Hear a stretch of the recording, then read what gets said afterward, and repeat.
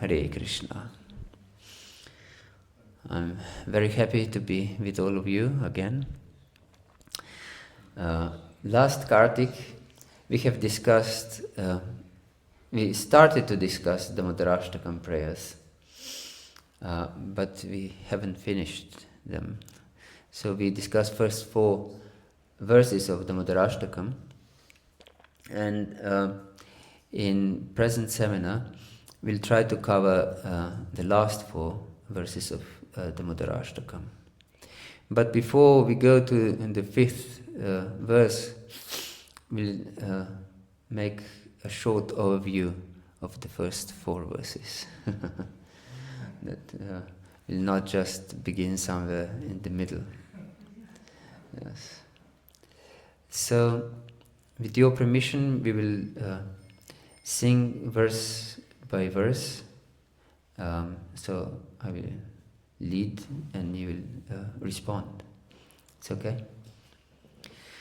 Namam Ishvaram Sachitananda Rupam Lasat Kundalam Gokule Brajamanam.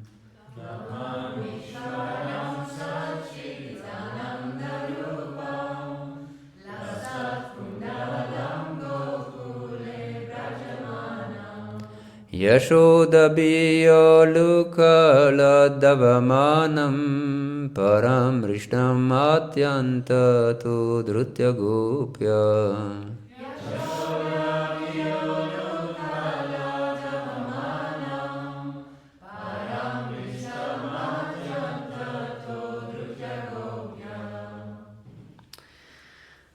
To the Supreme Lord, whose form embodies eternity, knowledge and bliss, whose earrings swing to and fro, who shines beautifully in Gokula, who, due to the offense of breaking the pot of yogurt that his mother was churning into butter, and then stealing the butter that was kept hanging from a swing, quickly ran from the grinding mortar in fear of Mother Yashoda, and who was finally caught from behind by her, who ran faster than he. To that Supreme Lord, Sri Damodara, I offer my humble obeisances. Srila Rupa Goswami, in his Upadeshamrita, Nectar of Instruction, says, Tannama Rupa Charitadu Sukirtananu, Sprityoh Kramena Rasanama Nasini Yojya, Tishtan Rajeta Dhanarage Janano Gami, Kalam Nayeta Kilam Ityupadesha Saram. That Upadesha means instruction, and Saram means the essence. And the essence of all instruction, Upadesha Saram, is to always be immersed in the Lord's pastimes, holy names, Tannama Rupa Charitade Sukirtanana, to always glorify the Lord's holy name, His form and pastimes. Smrityoh Kramena Rasanama Nasini Yojya, to always remember His beautiful pastimes and names and forms, and to be immersed with our mind, Manasini Yojya, to these. Tishtan Vrajeta Dhanarage Jananugami. And we should live in Vrindavan. Yes, we should live in Vrindavan and follow the example of Vrajavasis, of these Lord's associates, most beloved associates. And as Rupa Goswami states, this is the essence of all advice. We should always be immersed in this. Kalam nayet akilam. Kalam means time, and akilam means all the time. We should be like this. Yes. And this is the essence of all instruction. So, and the Dāmodarāṣṭaka actually facilitates us how to go deep in our relationship, how to live in Vrindavan, because Rupa Goswami also states in Bhakti-rasamrita Sindhu that if one is not able to physically live in Vrindavan, one should live in his heart in Vrindavan, in his mind. So we should strive for this. Maybe we don't have any tinge of desire to live in Vrindavan, either physically or emotionally, spiritually, in our heart. But we should at least know that this is my goal. This my acharyas state that this is my goal. So it's better for me to start to desire it, or at least to start desire to desire it. Yes, this is extremely important. To know our goal, to know our sadhya or prayojana gyan. Prayojana means ultimate achievement. So without knowing our goal, we don't know how to proceed towards our goal. How can we proceed somewhere if we don't know where we are going? Yes, or we have very uncertain goal. Then we can go in many different directions. Yes, because we have to have clear goal to achieve it, isn't it? And our sadhya, our goal, perfection, is dependent on our sadhana.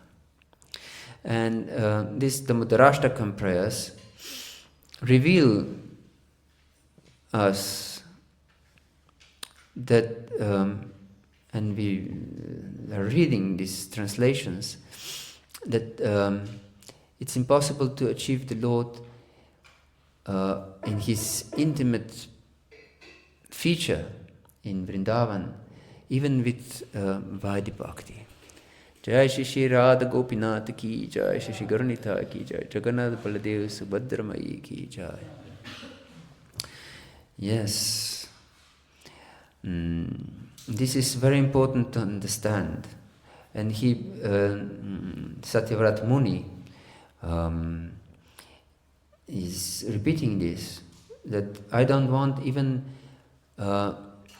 what one can obtain by Nava Lakshana Bhakti, or this ninefold devotional service, which is Vaidhi Bhakti, following rules and regulations of bhakti-yoga.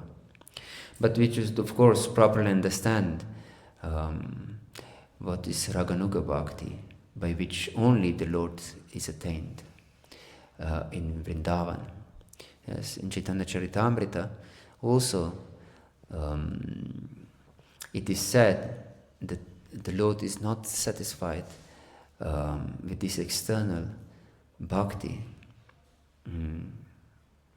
Of course, to some degree, He is satisfied. We can become liberated. We can go to Vaikuntha, but will not achieve Krishna in Vrindavan. We should have clear understanding of this.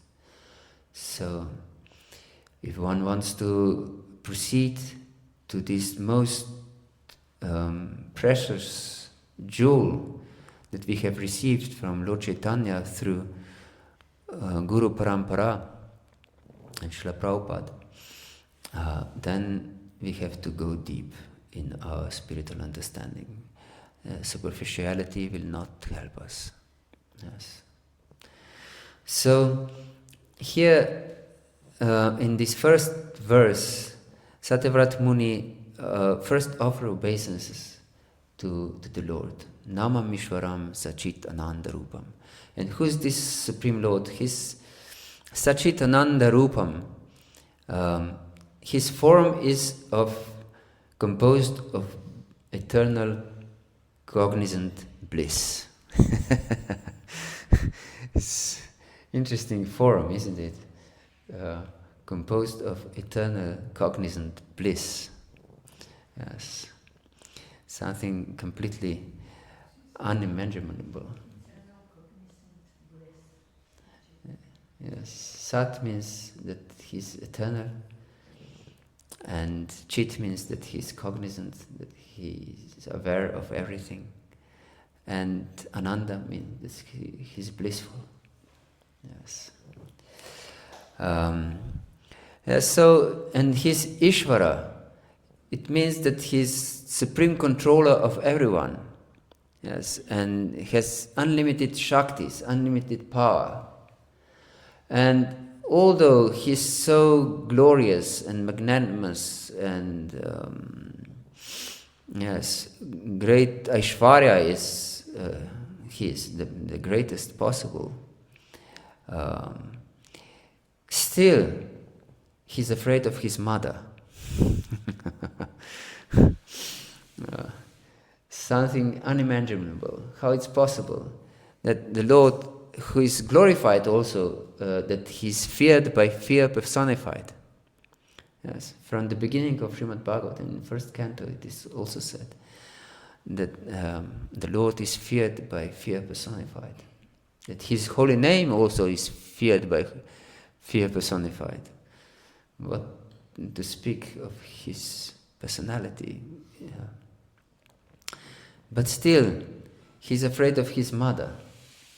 So Satyavrata Muni first expresses his understanding of the Lord's greatness, but immediately turns our attention to the sweetness of the Lord. Yes, to the Lord Madhurya aspect. And because the Lord is most sweet, but most sweet in Vrindavan only. Yeah. And he puts us in this set of Vrindavan, that we can see how unlimited sweet he is. That he has so intimate relationship with his mother that he forgets that he's the Lord. And Mother Yashoda also accepts him as his ordinary child. As there is a verse in 10th canto of Srimad Bhagavatam, Traya Chopanishad Bishya, Sankhya Yogesha Sattvatehi, Upagiyam Mahatmyam, Harim Samadhyatatmacham. That the Lord, who is glorified in the three Vedas and through Upanishads as the greatest of all, Upagiya Mana Mahatmyam. Mahatmyam means sings his glories. But Mother Yashoda took him as ordinary little child. Yes. So, this is Vrindavan Leela that should capture our heart. And this is the meaning also of the month of Kārttika. Kārttika is also called Urja. Have you heard about Urja before? Yes, Urja means energy, power, effulgence. And who is Urjeshwari? Srimati Radharani is Urjeshwari, yes. This is her month. And she's the original Urja, original power, original energy. And the whole month actually is meant for pleasing her. Yes. And we sing this song of Damodar Krishna. There are actually two Damodaras. One is Yashoda Damodar and one is Radha Damodar. In both cases, Damodar was bound by love of his devotee, either Yashoda or Srimati Radharani. Yes. So, by singing this song, we try to please Srimati Radharani, actually. Because she's very fond of hearing Krishna's pastimes, even these intimate childhood pastimes. Yes, are very charming, and so she loves to hear them again and again and again. So we sing for her pleasure. That should be our meditation. So we should not go deep in to the whole scene, but we should know that what happened. Mother Yashoda was churning butter. This happened on Deepavali celebration day, yes, or Diwali. She was convinced that her maidservants are not able to properly churn butter for Krishna. Therefore, Krishna is going to houses of other gopas and gopis and stealing butter there. So she gave leave to all her maidservants, and she was determined that she will make the butter herself, the best possible butter for Krishna. And she was churning and singing songs about Krishna with deep love for the Lord. So much so that her love attracted the Lord that he woke up. He was sleeping in the next room. And he woke up and crawled to his mother and wanted to drink her mother's milk. And Yashoda happily put Krishna in her lap and started breastfeeding the child with unlimited pleasure. Yes, and Krishna was also extremely satisfied by his mother's love. But then the milk overflowed on the stove. And this was not ordinary milk. We can say that why Mother Yashoda was so concerned about milk. Nanda Baba, her husband, had unlimited cows. So what about few drops of milk? Krishna was perfectly satisfied in her lap. So, and she put away Krishna from her lap and went to save some insignificant amount of milk. Isn't it astonishing? Krishna was perfectly satisfied with her, and she put him aside, and obviously Krishna was not satisfied with this. He became extremely angry that he was put aside. But still, one may think that this is not bhakti, but this reveals the most secret aspects of bhakti. Because this milk was special milk and meant exclusively for Krishna's pleasure, it was more important than Krishna himself. So things and anything, that means also devotees, who are meant for Krishna's pleasure, are more important than Krishna himself. Aradhananam sarvasham Vishnur aradhanam param tasmat parataram devi tatiyanam samarchanam. It is explained by Lord Shiva when he was asked by Parvati Devi what kind of worship is the highest. He said that the worship of Vishnu or Krishna is the highest. But worshipping those who are connected to Krishna, or Krishna's devotees, and things that are connected to Krishna, is higher than worship of Vishnu. So Mother's saving milk from the stove was highest than her breastfeeding Krishna with her own milk, because this milk was meant for Krishna's pleasure.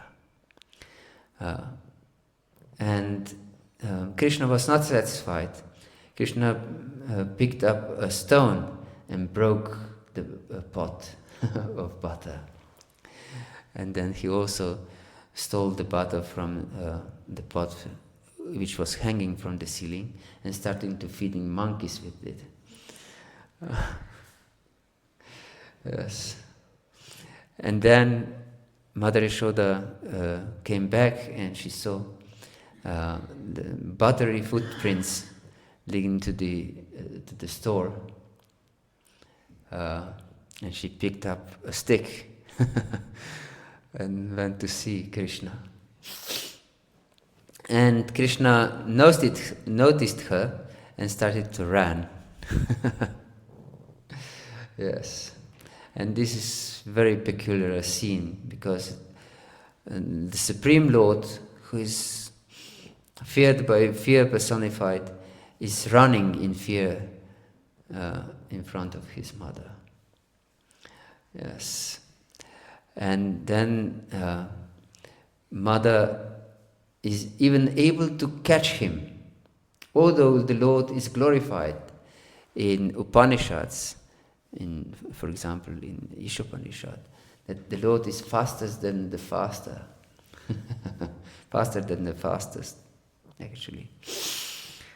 No one can catch the Lord. The yogis try to catch the Lord in their minds, in their hearts, but they are unable to. Yes, the Lord is too quick, too elusive to catch him. And we know from different pastimes how different personalities couldn't catch the Lord. For example, when the Lord was facing the two great armies, one from Jarasandha and other from Kalayavana, he went out of Mathura, and this Kalayavana, great demon, wanted to catch Krishna. And Krishna was just walking slowly, but regardless how fast Kalayavana was running behind Krishna, he couldn't catch Krishna. Yes. He was convinced, now I'll grab him, but he couldn't. He couldn't. But in front of Mother Yashoda, Krishna was running as fast as he could. But and Yashoda was not even lean like modern models. But she could catch Krishna. Yes. Something unimaginable. And Krishna was crying and rubbing his Kajala smeared eyes. Yes. And this is the theme of the second verse. Rudanta muhur netra yugmam vijantam karam buddha yugmena satanka netram.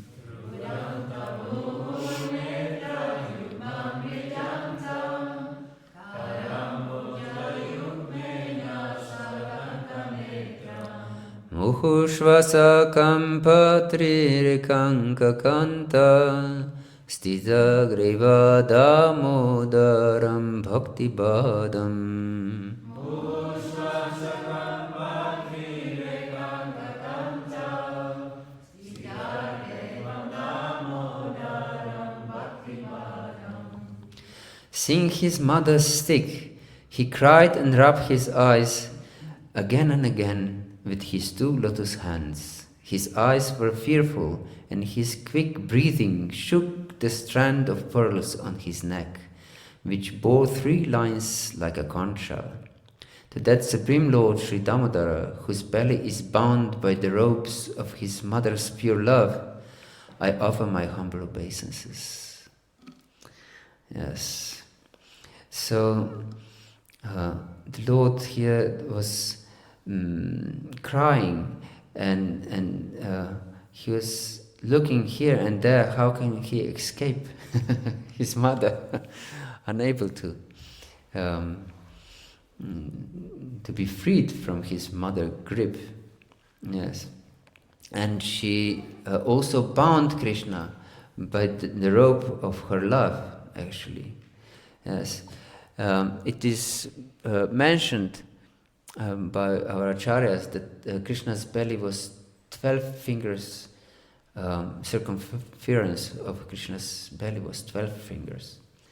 And his mother took a rope to bind Krishna, but she couldn't. This rope was 2 fingers too short. And then she connected more ropes to this rope. And still, it was 2 fingers too short. It was something extremely strange. And then the ladies from neighborhood came and was looking at this fun. Mother Yashoda was trying to bind Krishna with no avail. She couldn't. And they brought their own ropes to help Mother Yashoda to bind Krishna. But all the ropes were 2 fingers too short, all together. And they were all watching this this miracle, actually. How it's possible that the belly doesn't grow and the ropes don't get shorter, but still there are 2 fingers too short. Yes, and it is explained that no rope can be long enough to bind the Lord's belly, because all the universes are in the Lord's belly. So how can one insignificant rope from one tiny universe, which is considered to be the smallest of the universes actually, or one of the smallest. So, and rope is completely insignificant comparing to the universe. So how can one small rope fits around the Lord's belly? Yes. And the Lord showed that all universes are contained in his belly, even to Mother Yashoda. Yes. 2 times actually. Once when Mother Yashoda was breastfeeding the child and he was yawning, and then Mother Yashoda suddenly saw the whole universe in the Lord's belly. Yes. It is described also in the prayers of, this is in 10th canto, but also described by Brahma in his prayers in 14th chapter of 10th canto. And the next time was the Lord showing the universe within his mouth to Mother Yashoda when he was eating dirt. Yes, so this small rope couldn't circle the Lord. She couldn't tie this short rope around the Krishna's belly. So this is actually teaching us how no endeavor can bind the Lord. No endeavor can bind the Lord. We need Krishna's mercy that we can connect with the Lord. Yes, and this is the famous teachings of these 2 fingers that are too short. One is, of course, our endeavor, and other is Krishna's mercy.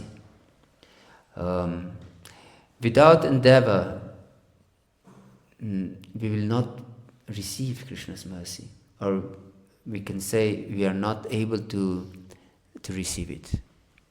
Yes. And there is 2 different types of teachings in Sri Sampradaya. One is from the group of followers of Ramanuja that they more dedicate their spiritual path to studying Tamil scriptures, and the other group is they're studying more Vedic scriptures. And one has this idea that spiritual life is like small monkey. Have you heard about this? Small monkey has to cling to his mother, and his mother is jumping around and carrying the monkey, the baby monkey. And if the baby monkey falls down, mother doesn't pick him up. Actually rejects the baby if he falls down. So this idea, this philosophy of baby monkey philosophy, is that one has to cling to the Lord with all his power, endeavor, and never fall down. If he falls, he's lost.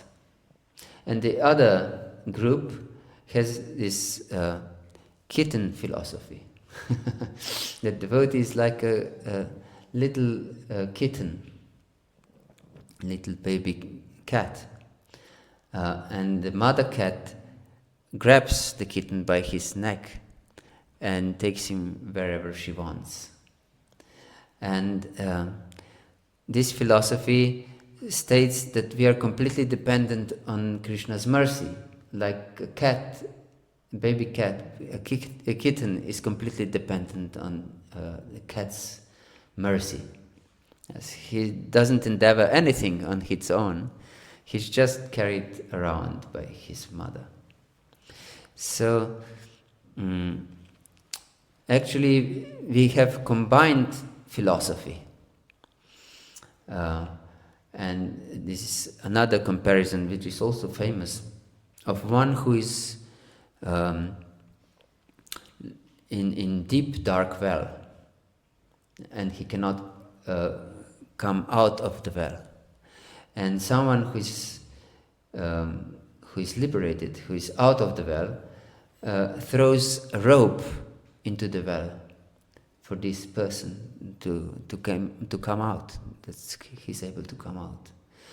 And this, one who is in the well has to grab the rope, but also depends on the mercy of one who is outside to pull him out. So both is needed, our endeavor and mercy.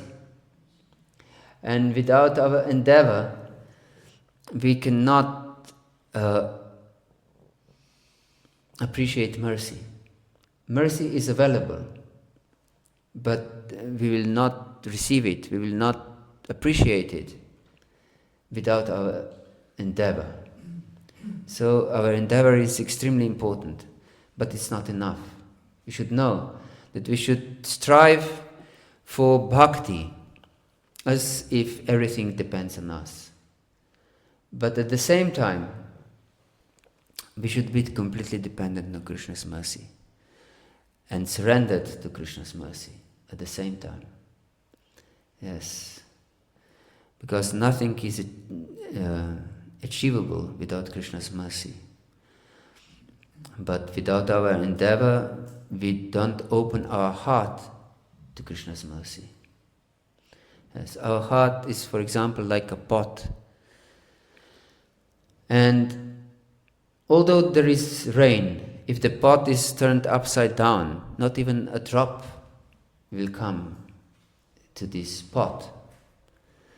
So only if the pot is turned upside up, the rain can come into the pot. So we should endeavor to keep our pot of our heart turned towards Krishna, not away from Krishna. Yes. This is antarmukha in Sanskrit, that we are turned inwards towards spiritual reality, not bahirmukha. If we are bahirmukha, bahir means outside. If we are turned to this outside world, this material world, our consciousness, our attention, if it is directed into material world, it's impossible to get mercy. Yes. So, yes, this is very important instruction. And only with great enthusiasm we can go deeper in our spiritual life. From time immemorial, we are accustomed to live in this material world. We are accustomed to seek pleasures and happiness in this material world. We are accustomed to defend our existence. Understand? We may think that we are devotees, and we actually are devotees to a certain degree. But if we try to defend our material existence, we miss the point. Yes, our material existence is struggle for survival, and if therefore Krishna, Lord Chaitanya, put so much stress on this humility. One should be more humble than a blade of grass. The blade of grass, how it's possible to be more humble than a blade of grass? The blade of grass actually is fighting for existence with other blades of grass, for its space, for its food. Yes.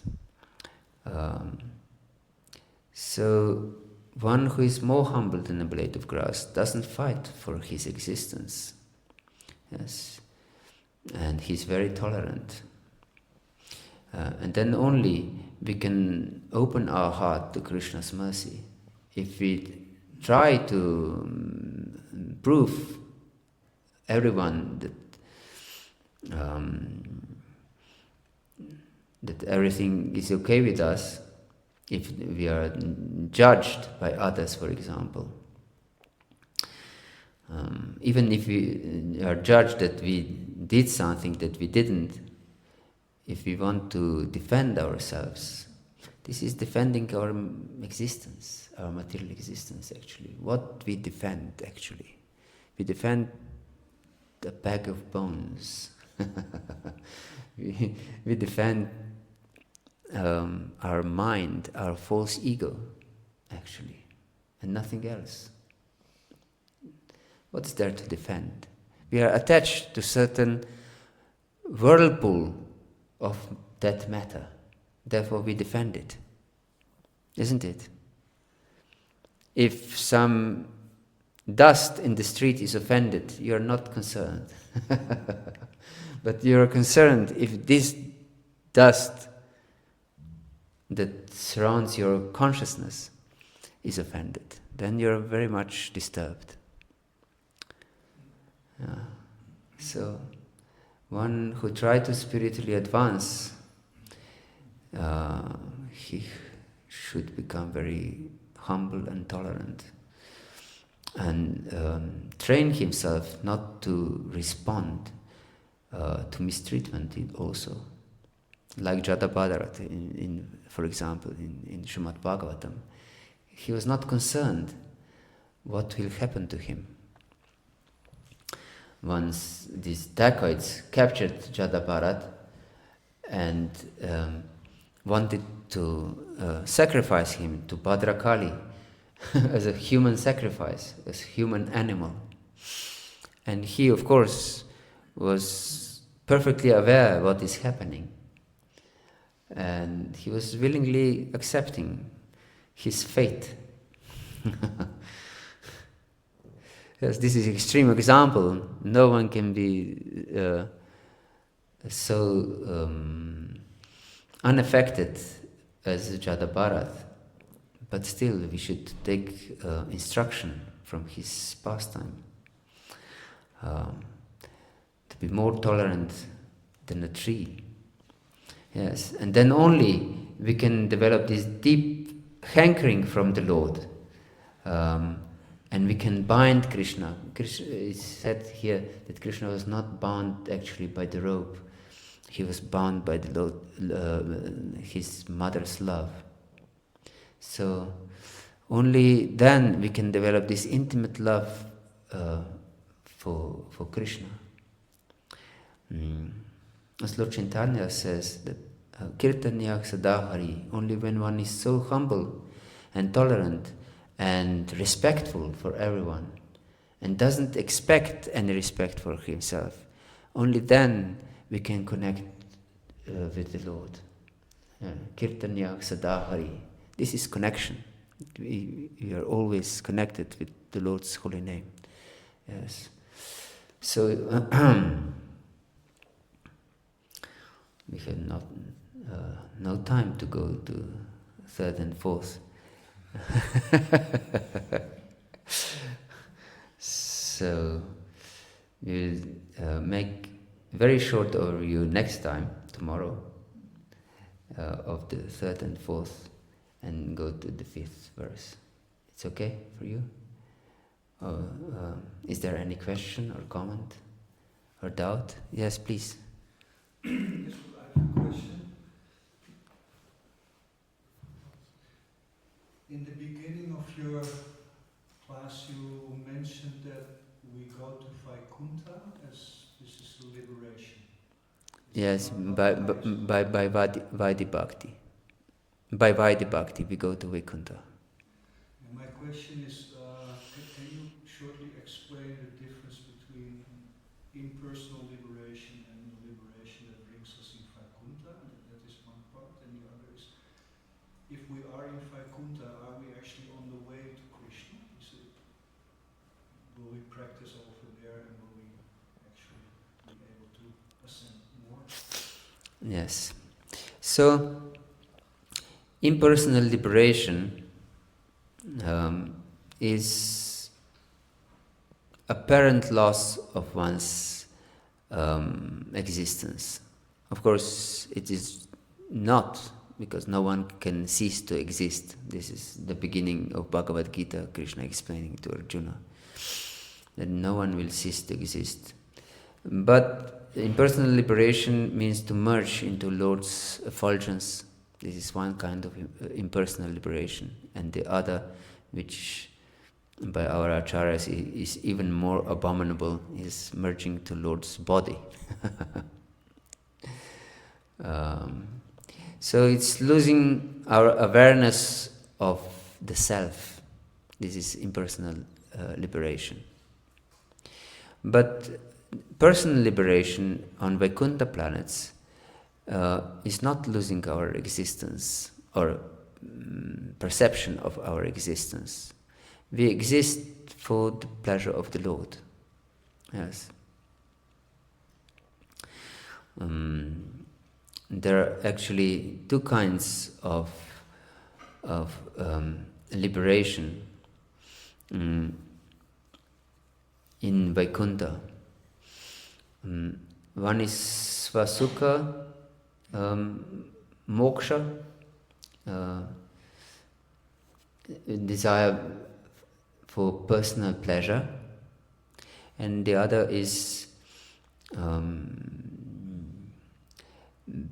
prema. I forgot the exact expression, but desire for prema, to have love for Krishna. And both, it is explained by our acharyas, by Sanatana Goswami, are tinged with some selfish desire. Of course, this svasukha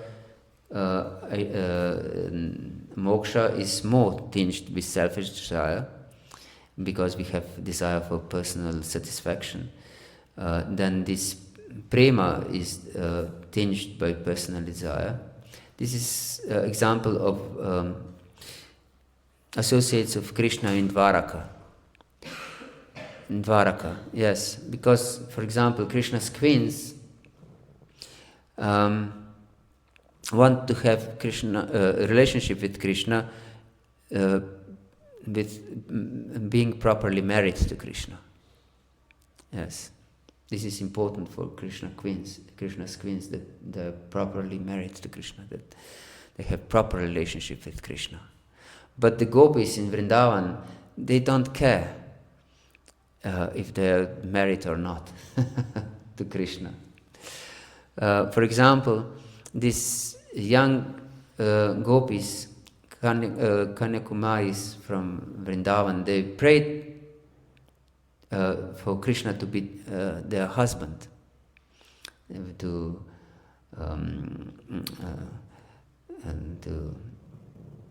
prayed to this goddess, Katyayani, the goddess Katyayani. They prayed this feature of Durga, please make the son of Maharaj Nanda my husband. But Krishna was not ready for marriage at that time, because it is explained that he has to first get the Brahmana thread. But he was not, he received Brahmana thread only when he went to Mathura. Not at that time, so he was not ready for marriage. But they wanted Krishna immediately to have his intimate association. And so, even if they're officially married to someone else, but just to have Krishna association immediately. So this is the difference between Vaikuntha, even up to Dvaraka and Mathura, and Vrindavan. That this intimate love in Vrindavan is completely above this idea what is proper and what is not.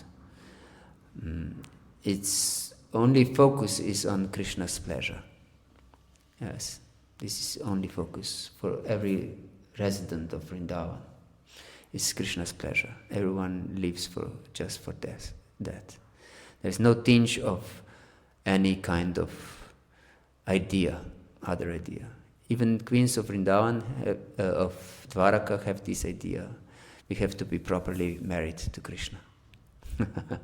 Of course, this is very subtle desire, but still, we can say it's to a certain degree, it's some selfish motive.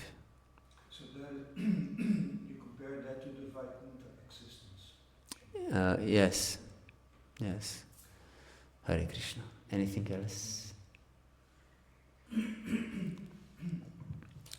mentioned about basically defending ourselves, Yes. defending what we're not. So just if you could explain a bit more, because that's the ideal, that we actually don't defend our illusory existence, what we identify with, but it's very natural to defend, and it seems that everyone defends, even the pure devotees, just what they defend changes. So for a practicing devotee, it seems it would be a bit superficial to kind of not defend oneself if they do get agitated by the situation. So is there we have to also accept that we are conditioned and we can't just accept anything and see it as Krishna's mercy, as long as we don't have that consciousness that it's also natural that there's defending and it's a learning process. So could you say something more? Yes. This is of course very difficult, because there is eating, sleeping, mating and defending. Basic bodily need actually is defending. But it's very beneficial for if we try to first understand that we shouldn't defend ourselves, and even try to practice it. For example, this Mauna Vrata is very much based on this idea of not defending, because it's very difficult to be silent when you are offended, for example.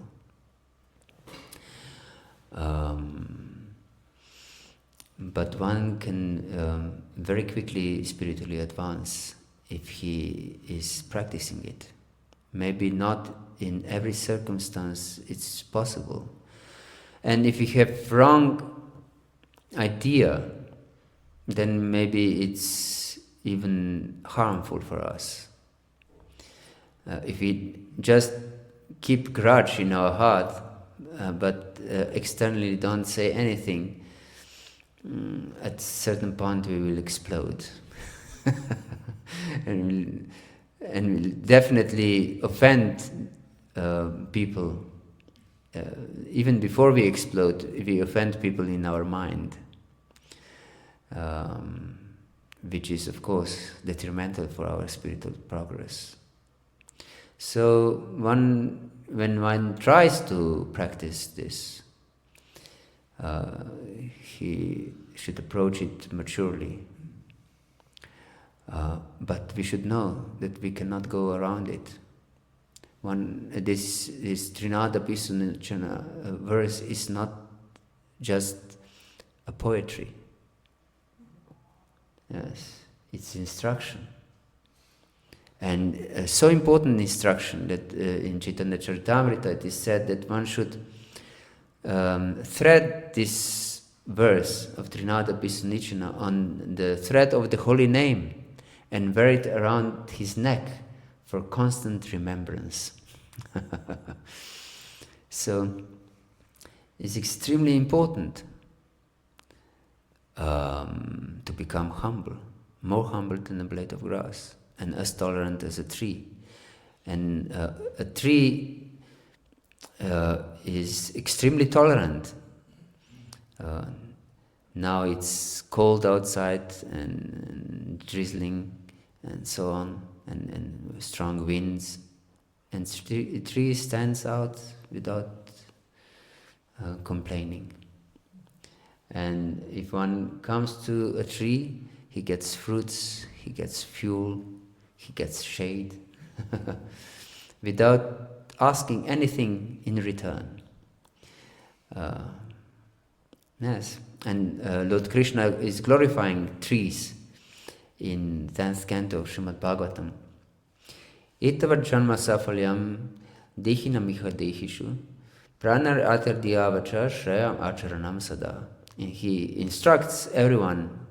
First he glorifies trees, how everyone can get everything from them and they don't complain, they don't ask for anything. And then he says that by our life we should serve others. Pranar artha with our wealth, diya with our mind, and vacha with our words we should serve other living entities. That this is the foremost duty of every living entity. Yes, itavat janma safalyam.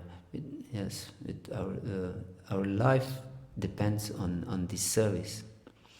Pranar artha tiyavacha shreya acharnam sada. This is the highest perfection if we serve others. And this verse comes in very interesting part of Bhagavatam. Krishna just was glorifying the trees, how they give everything for the benefit of others. And then he sent, just the next moment, he sent his friends to these Yagic Brahmanas and asked them for food, for Krishna, for the Supreme Personality of Godhead. But they didn't care, they didn't even respond. And so our acharyas explain that even the trees are above Brahmanas who don't live for the benefit of others. So if the Brahmanas are not, they don't live for the benefit of others, are lower than trees. So, and this is their example of being extremely humble and tolerant. So we should also strive for this.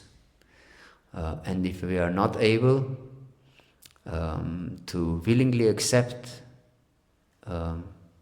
offenses as Krishna's mercy, then of course it's better for us to defend. But we should strive for going deeper in our spiritual life. This defending is very superficial. It's on the bodily plane. And I can say this from personal experience. My son was behaving like this when he was a small child. If he was chastised, he didn't say anything. And I was completely disarmed. And I took the instruction from my child in this way, and I also tried to behave like this. And it was not just behaving of my child, but it was confirmed in Shastra. So I took it seriously. And I find it a very powerful method for spiritual advancement. As if one is able to follow this, I recommend. Hare Krishna. Thank you very much. Srila Prabhupada ki jai, Gaur Bhakta Vrinda ki jai, Nitai Gaur Pramanandi, Hare Krishna. Please accept